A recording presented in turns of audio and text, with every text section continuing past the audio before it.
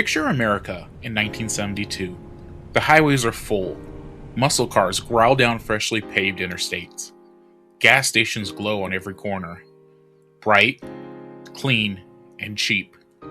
A gallon of regular costs you about 36 cents. 36 cents. You pull up, an attendant fills your tank, checks your oil, washes your windshield, and you hand over pocket change. The post-war American dream is running on full throttle. Suburbs are spreading outwards in every direction. Refrigerators hum, air conditioners roar, factories churn. The United States consumes more energy than any nation in the history of the world, and nobody thinks twice about it. Why would they? For 20 years, the oil had flown freely, cheaply, endlessly. Nobody asked where it came from. Nobody needed to. But somewhere, a clock was ticking.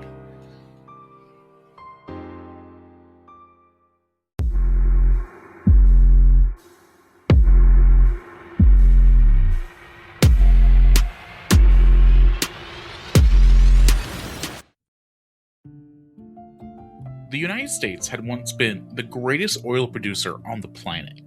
Texas, Oklahoma, California. The ground practically bled crude.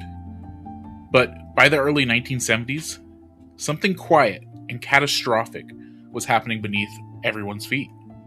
Domestic oil production had peaked. The wells weren't drying up, but they weren't keeping pace with demand anymore. To fill the gap, America had turned increasingly to foreign oil, and the single most powerful source of that oil sat on the other side of the world, in the deserts of the Middle East. The United States had placed its economic heart in someone else's hands. And in October of 1973, those hands closed into a fist. October 6, 1973, Yom Kippur, the holiest day in the Jewish calendar. While Israeli citizens were fasting and praying in synagogues, Egyptian and Syrian forces launched a coordinated surprise attack. It was bold, brutal, and brilliantly timed. Israeli forces were caught badly off guard.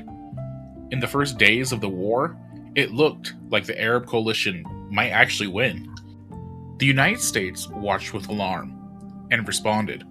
President Richard Nixon authorized a massive airlift of weapons and supplies to Israel. Tanks, ammunition, aircraft. America tilted the war. The Arab members of OPEC, the Organization of Petroleum Exporting Countries, were watching too, and they decided to respond. On October 17, 1973, the Arab oil-producing nations announced an oil embargo.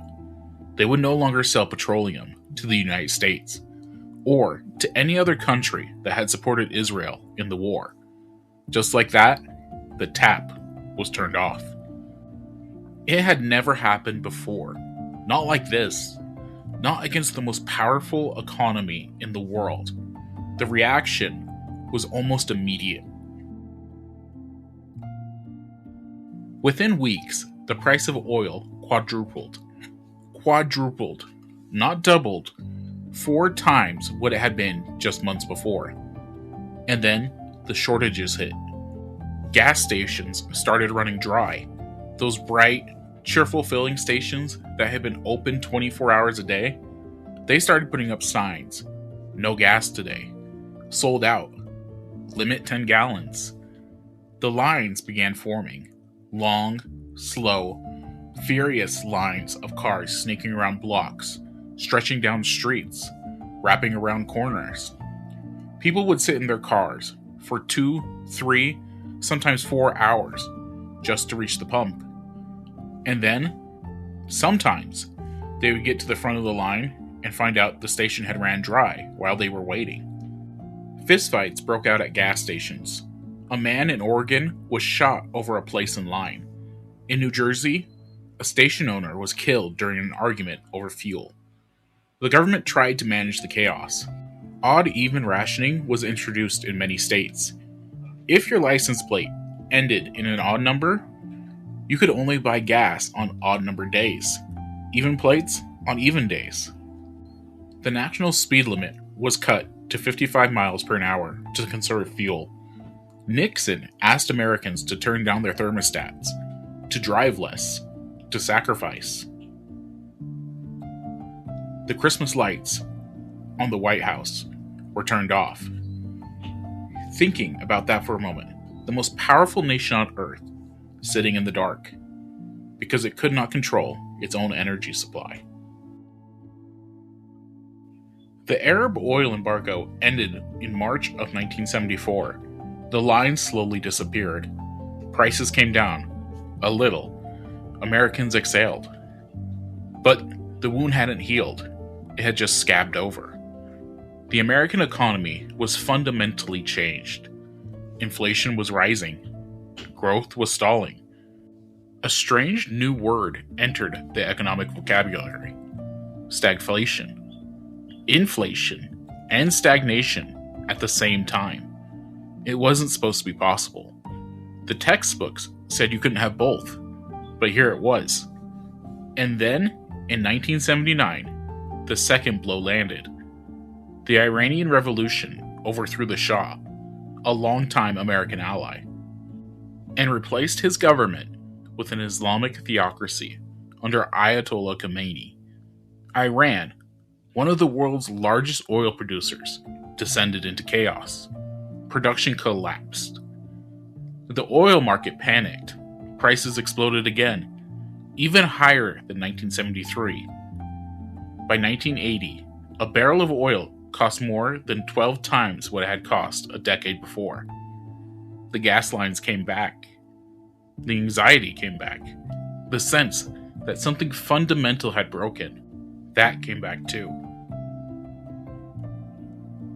Two presidents, Gerald Ford and Jimmy Carter, tried to manage the crisis and failed to escape its shadow. Carter gave a televised address to the nation in 1979. Dressed in a cardigan, sitting by a fireplace, he spoke of a crisis of confidence. The press called it the Malaise speech.